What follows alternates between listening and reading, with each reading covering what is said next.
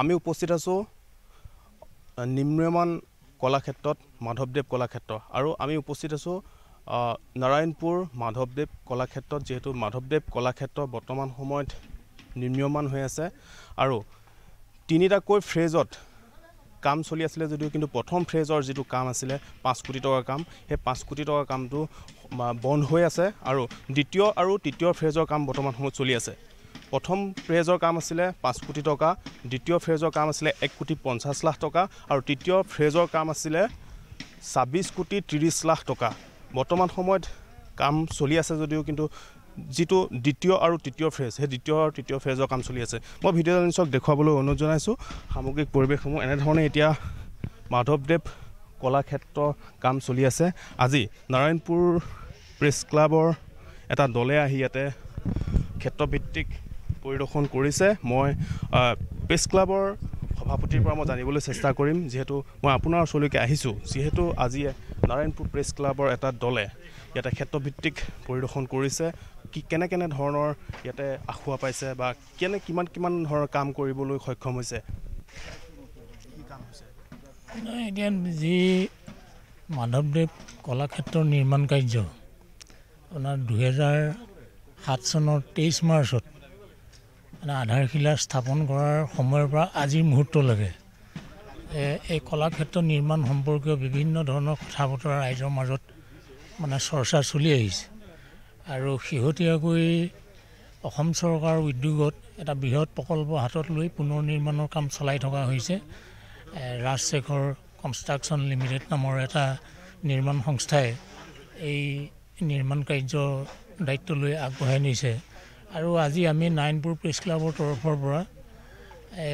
এই কলাক্ষেত্ৰ চৌহদ পৰিদৰ্শন কৰি বিভিন্ন নিৰ্মাণ কাৰ্যৰ আমি বুজ লৈছোঁ আৰু ইয়াতে বিভাগীয় বিষয়াসকল উপস্থিত আছে আমি ইয়াতে যিবিলাক টুটি নাটি ঘটিছে এইবিলাক যিহেতু আমি কাৰিকৰী বিশেষজ্ঞ নহয় গতিকে আমাৰ দৃষ্টিত পৰা কিছুমান কাৰিকৰী আখমা আমি তেওঁলোকক আঙুলিয়াই দিছোঁ আৰু তেওঁলোকেও বহুত ক্ষেত্ৰত সেই কথাখিনি মানি লৈছে বিশেষকৈ এই চৌহদত যিবিলাক আপুৰুগীয়া নাহৰ গছ মৰিলে যে পানী আবদ্ধ হৈ থকাৰ কাৰণে আৰু অন্যান্য আখুৱা আৰু বিশেষকৈ প্ৰথম পৰ্যায়ত যি 5 কোটি টকাৰ কাম 5 কোটি টকাৰ যি নিৰ্মাণ কাৰ্য আৰম্ভ কৰিছিলে সেই নিৰ্মাণ কাৰ্যত বহুখিনি যে আখুৱা আছে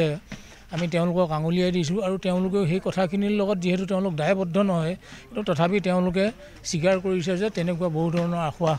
ৰৈ গৈছে কিন্তু শেহতীয়াকৈ যিখিনি কাম কাজ চলি আছে এটা গুণগত মানদণ্ড ৰক্ষা কৰি কাম চলি আছে গতিকে এই ক্ষেত্ৰত আমি বিশেষ আখুৱা ধৰিবলগীয়া একো নাই যিহেতু নিৰ্মাণ কাৰ্য চলিহে আছে কাম সম্পূৰ্ণ হোৱা নাই আৰু আমি আশা ৰাখিছোঁ যে সমগ্ৰ নাৰায়ণপুৰ অঞ্চলৰ ৰাইজৰ লগতে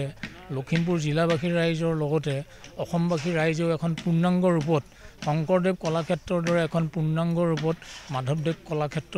পাবলৈ সক্ষম হ'ব এয়া ৰাইজৰ আশা এয়া আমাৰ আশা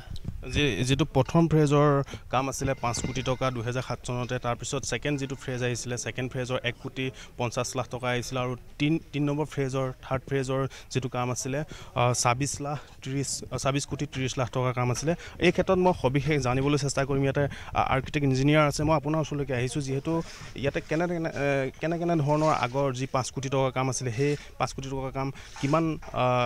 নহ'ল বা কিমান হৈ উঠিল এই ক্ষেত্ৰত কি জনাব আৰু কিমান পাবলগীয়া ধন পালে তেনে কি জনাব আসলতে কি হ'ল আমি 5 কোটি টকাটোত আমাৰ ইনভলভমেণ্ট একেবাৰে নাছিলে আমি এতিয়া আৰম্ভ কৰিছিলোঁ 1 কোটি 57 লাখ 1.57ৰ যিটো এষ্টিমেট আছিলে সেইটো কাম অলৰেডি চলি আছে আৰু থাৰ্ড ফেজৰ যিখিনি আপোনাৰ 33 কোটি টকাৰ যিটো এষ্টিমেট আছিলে তাৰে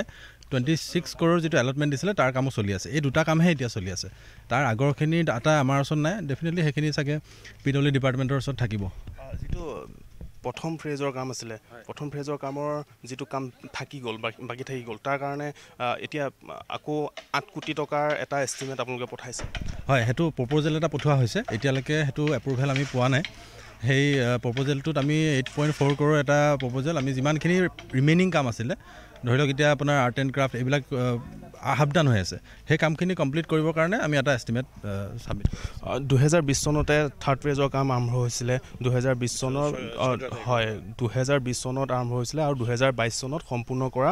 আপোনালোকক নিৰ্দেশ দিছে কেতিয়া আপোনালোকে সম্পূৰ্ণ কৰি উঠিব আমিতো তাৰ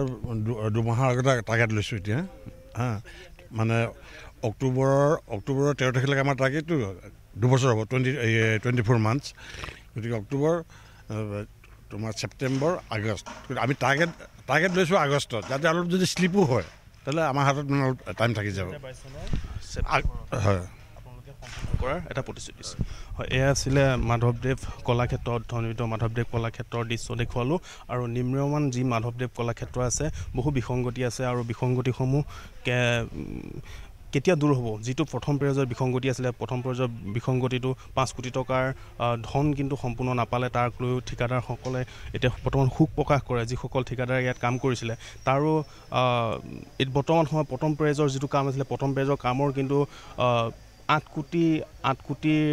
4 লাখ টকাৰ 40 লাখ টকাৰ বৰ্তমান সময় ইয়াৰ পৰা এষ্টিমেট পঠাইছে আৰু সেইটো যেতিয়া